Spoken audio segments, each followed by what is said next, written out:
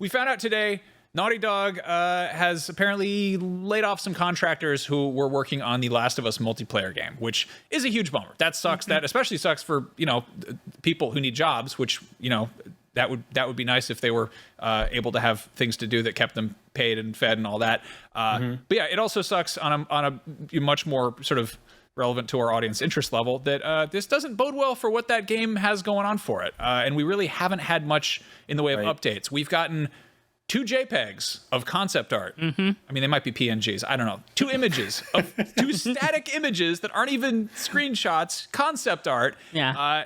And I think the rest of the updates we've gotten have been either bad news, like in this case, or they've been just sort of, hey, hold on, we're working on it. Or, hey, we're going back to the drawing board. Like the last thing we got before this was in May, which was, we're going to give it more time. Our team will continue to work on the project as well as our other games in development, including a brand new single-player experience.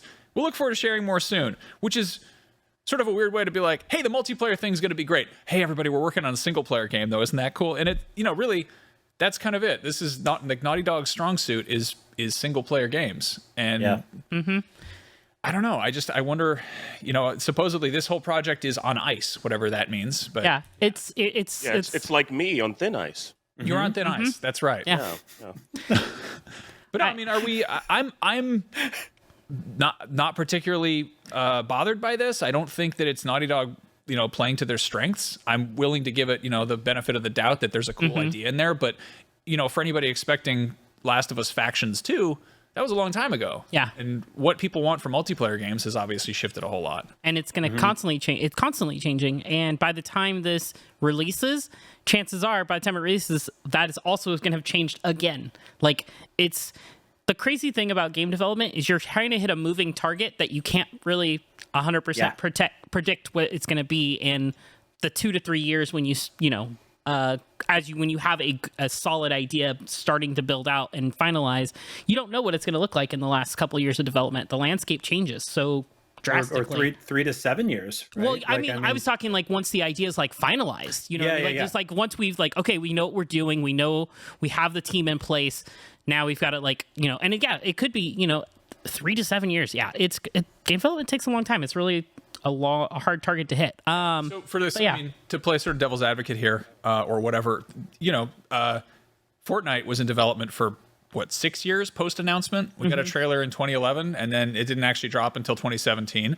And initially, nobody really cared. It was a tower defense Minecraft zombie type thing, and then 20 minutes later, they tacked on Battle Royale, and it became the biggest thing ever. And that goes to show you sort of how that, how much of a gamble trying to approach that live service model is, but also that there is sort of there are second chances. Yeah, there's a way to make it work. Yeah, you look at Final Fantasy XIV, which they had to nuke it from orbit, but then they, fixed it. Literally. Yeah. And then Epic laid off, 16% of their staff the other day? Yeah, I think it was like 870 people, not recently. And then they raised the price of V-Bucks.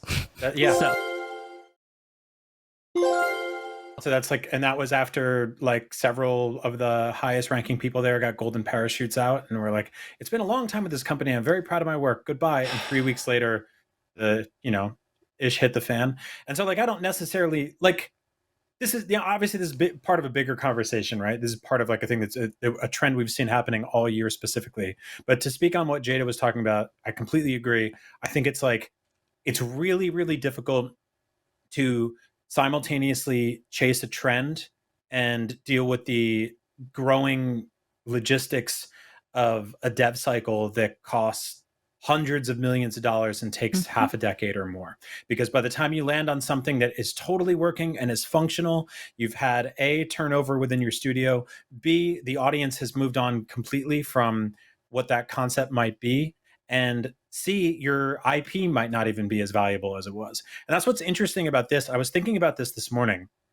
This is Naughty Dog laying off not insignificant section of their workforce, QA, right? QA is quality assurance.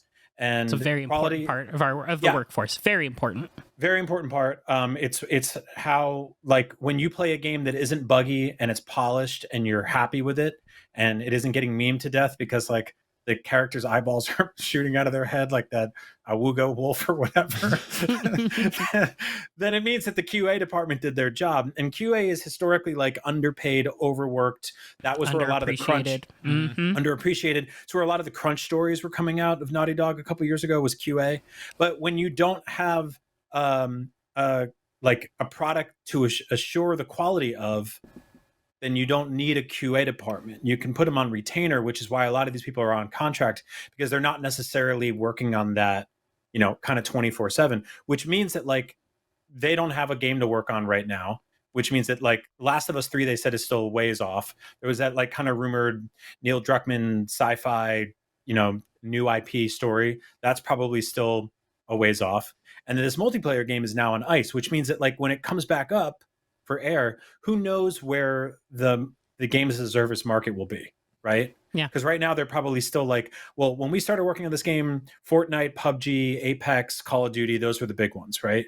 But if this game comes out in 2 or 3 years, like what's going to be dominating? Foam Star is obviously number one game 100%.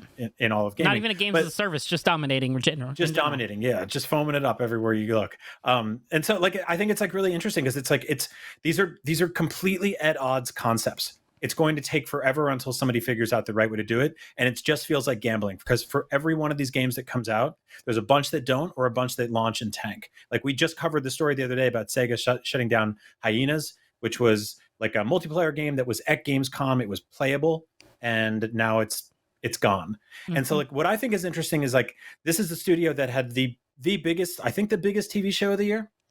One of them. But what did that actually mean? Like what did that translate to? The Last of Us was one of the biggest shows of the year, hit show on HBO. Did that mean that that was mostly gamers who already knew that world playing it? Did it mean that it was us plus people who have never played those games watching it? I think. But of those people, how many of them were like, oh, this is awesome. I'm going to turn around, buy a PS5 and drop $70 on playing a video game version of this show I already watched. Like that's what I wonder. Because I know that like The Last of Us sold really well. The Last of Us 2 sold not as well. But like what we'd kind of heard was that like it didn't, like it sold 10 million units, I think, or more. But I don't know if that was enough to justify like the X amount of years it was in development or to sustain their studio until the next project. So it's again, it's like a bunch of shit that's just completely at odds. You have a hit TV show that isn't translating to massive game sales. You have a massive IP that isn't translating to a multiplayer game working, that isn't translating to a games as a service model that is a moving target, all while rising costs happen and you're laying off staff. So like, same story we've heard 15 times this year, 100 times this year in the industry is that like none of this is working well together. But if it all usually funnels back up to like 2 or 3 people at the top just making a shit ton of money. Yep. So I don't know, not to get negative about it, but like that's if you lay all the problems out on the table, that's kind of what it looks like right now, right? Yeah, no, I mean, games as a service is tricky. To put it as nicely as possible, it is a tricky business model to get into. And it's gambling. And it's 100% gambling. I was about to say, it's a gamble. You never know if it's going to pay off. You don't know how the community is going to receive it. You don't know if this one weird frog character you put in is just going to like bring in 2 billion players because like, oh my God, I need to play as this frog character. Turtle, you don't know. right? Yeah, totally. Like you don't know like how that's going to work out. I don't know if that many people went to play Star Wars because of the frog character, but it's just kind of like, you know, it's silly things like that sometimes get mass audiences invested. And if you don't find that kind of like X factor for your games as a service game, there's a good chance that you're just not going to break through the pack. You're going to get lost in the cloud of, or the sea of all the other games as a service. I mean, one thing also is that like the original Factions was packed in with the first game, yeah. Like, and that used to be how multiplayer worked. Like the idea of a standalone multiplayer game was something that people looked at, you know, side eye. Like that wasn't like, why am I paying like almost like full price for a multiplayer or paying full price for a multiplayer with some games? Which like was a it was a weird hump to get over in the industry. Time, we also saw this weird push about the time The Last of Us came out where a bunch of single player games were forced to have multiplayer because they had to have multiplayer. And like, you know, you had stuff like Mass Effect 3 had a multiplayer mode. That wasn't what people signed up for. That's not why people like Mass Effect. Metroid Prime 2 had multiplayer. Like they were like, hey, 4 Samus is running around. It was like so stupid. It's a weird choice. But yeah, I mean, it says you just probably got blasted more, Brian. Okay, Then you blasted other people. Just Fair, giving you a fair, hard time. No, fair. it wasn't a great multiplayer. No, it wasn't mode, great. But no, to Max's but point, yeah. it's like the multiplayer modes like that one and the one in the Uncharted games existed because you were like, this gameplay is so awesome. I finished the campaign, I platinum it or whatever. I beat it on the hardest difficulty. I still want more. Yeah. And there you had it right there. And it was to capitalize off the fact that there was like something rock solid about the foundation of that gameplay, and you wanted to keep the party going literally with your friends. And like Call of Duty's always had the opposite thing where they're like the single player modes are like kind of there, and I think the most audience just like plays the multiplayer and skips over it. But it is interesting to me to be like it feels like the Last of Us multiplayer should have existed alongside a Last of Us single player game, and it's all one cohesive package. And then it feels like it's all, and then it's like if it's just okay, at least Last of Us 3 is there and it kicks ass, right? Yeah. And so I don't know, it always felt like a little odd to me.